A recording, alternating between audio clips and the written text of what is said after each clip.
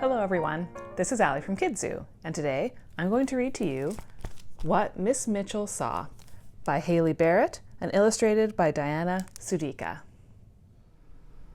What Miss Mitchell Saw by Hayley Barrett, illustrated by Diana Sudica.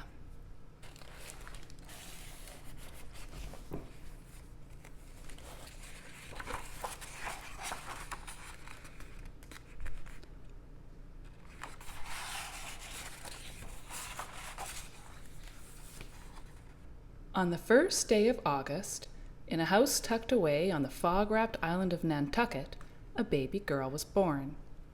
Like all babies, this baby was given a name.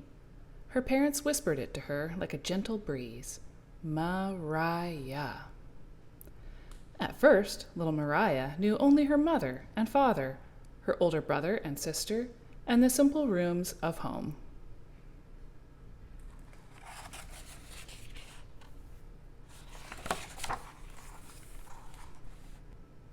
But as she grew, Mariah came to know her island.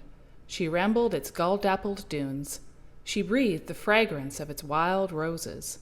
She listened to the creak of whale ships come to harbor laden with heavy barrels and homesick boys. She knew the ships by name. The Anne, the Independence, the Washington.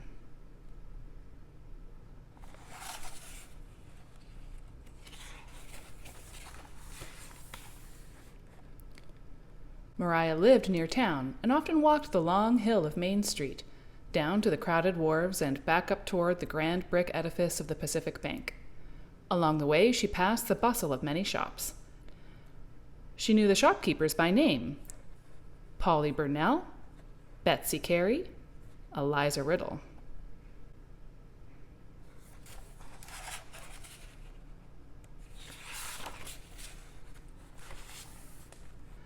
At home, Mariah was trusted with tasks large and small. Schoolwork did not always come easily, but she studied with determination. Mother took note of Mariah's steady ways.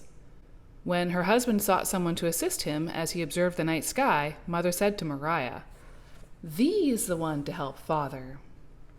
So, Mariah and her father climbed up the steep attic stairs to the walkway on their rooftop, high above the Nantucket town.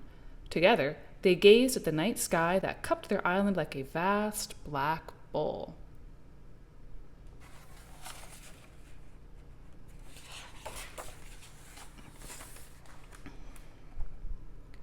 Father taught Mariah to use a telescope.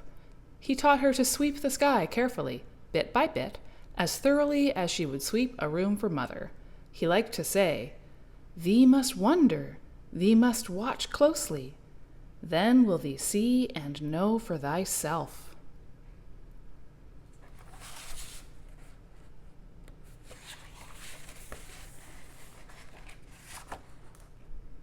Mariah watched and she wondered. She saw for herself and was captivated. From then on, night after night, Mariah swept the sky. She made fast friends with stars that shone as if punched into the black with a whalebone needle. She knew the stars by name: Polaris, Rigel, Spica.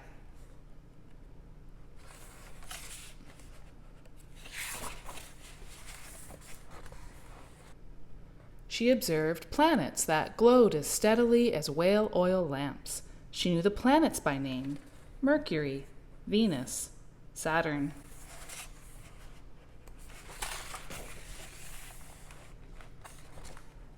She marveled at the celestial phenomena that arched overhead like a whale's sparkling splash. She knew the phenomena by name, too: eclipse, aurora borealis, meteor.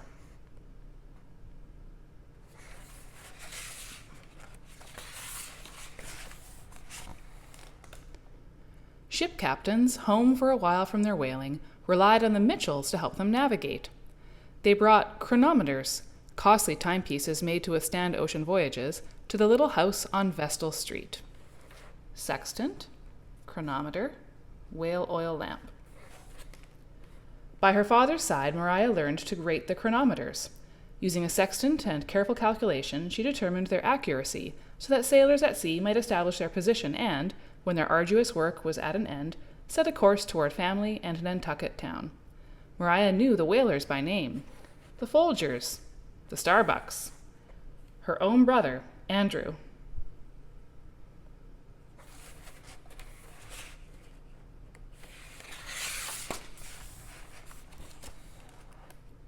For a while, Maria was a teacher, but she intended to advance her own education too. We have comet, constellation, moon, star, Via Lactea, or the Milky Way, the Perseids. She became a librarian. Her quiet hours at the Athenaeum were devoted to the study of advanced mathematics and celestial navigation.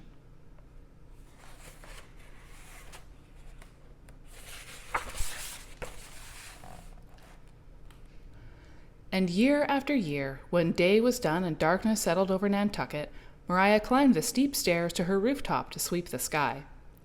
One clear October evening, Maria saw something new. A nameless patch of light, bright and blurry, not far from familiar Polaris. A comet.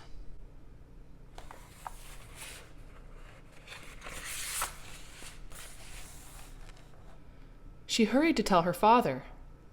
"My Maria," he exclaimed, "thee must tell the world."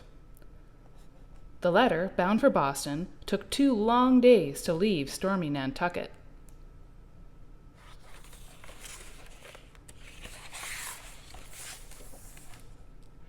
Half a world away, other stargazers scoured the skies. The King of Denmark had pledged a gold medal to any astronomer who discovered a new comet with a telescope. Frederick VI. Finding one of these hurtling chunks of ice and gas was a rare feat, and many hoped to win gold and glory. In a grand observatory in Rome, an astronomer priest spotted the same bright bit of light. He immediately sent word to claim the medal.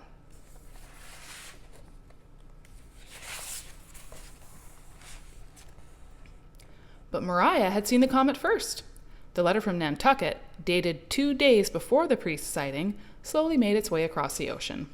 It passed, hand to hand, from the astronomers of Harvard College to the astronomers of England to the astronomers of Denmark.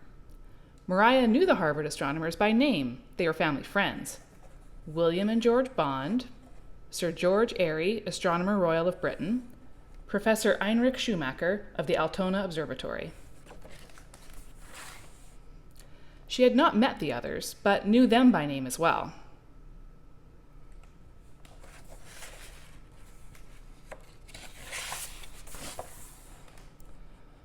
While these men of science considered the dilemma of who ought to rightfully claim the medal, Maria swept the sky. While they scrutinized the letter from Nantucket, Maria swept the sky. While they consulted the astronomer priest of Rome, Maria swept the sky.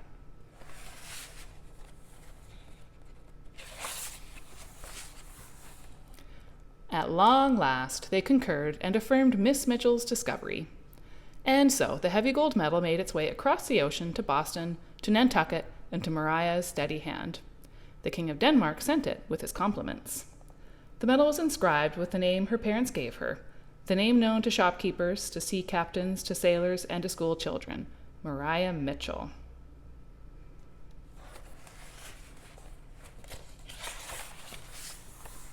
And it bore the motto, "Not in vain do we watch the setting and the rising of the stars."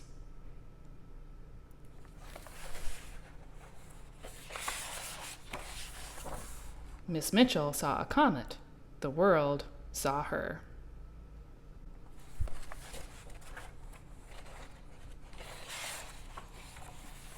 That is the end of our story, but we do have a bit more information about Maria Mitchell, which I'm going to read now. Here's a quote from her.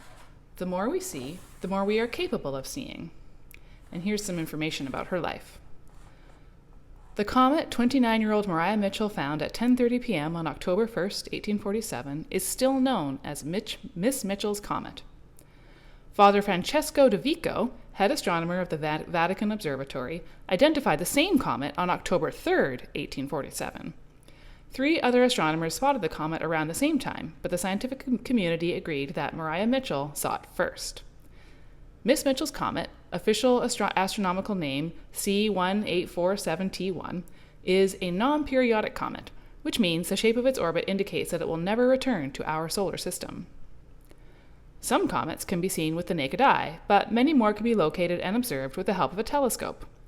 A telescopic comet, one otherwise too faint and far away to be seen, can thus be observed and documented, helping to advance cometary science. Maria Mitchell was the first American astronomer to win the Danish medal, but she was not the first woman to discover a telescopic comet. German astronomer Caroline Herschel possesses that distinction.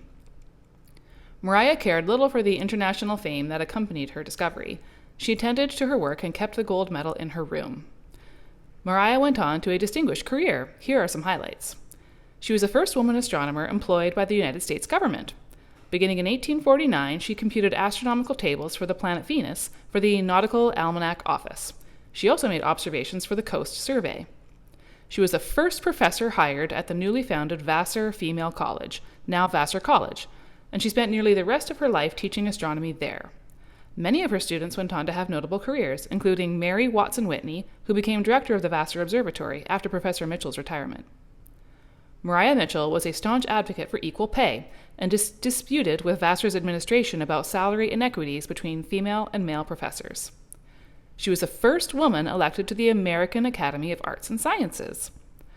Maria Mitchell co-founded the Association for the Advancement of Women. She acted as its president from 1874 until 1876.